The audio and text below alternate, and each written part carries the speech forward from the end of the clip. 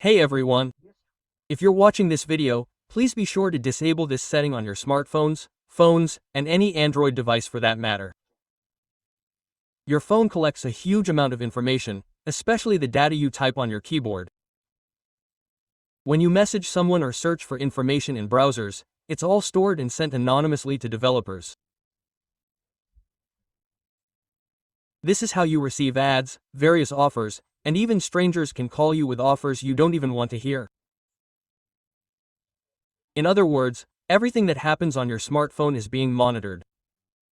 I'll now show you a setting that needs to be disabled on all phones. Go to the Standard Settings. Find Advanced Settings, then Accessibility. Tap on Vision. Find the line labeled Speech Synthesis. Google's speech synthesizer is set by default here.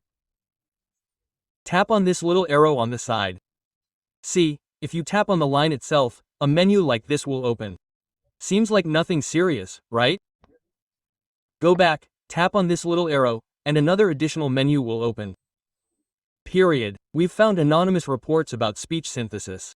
And this setting is enabled by default on all smartphones. We're just checking it out, of course. So, let's disable it and reboot our smartphone.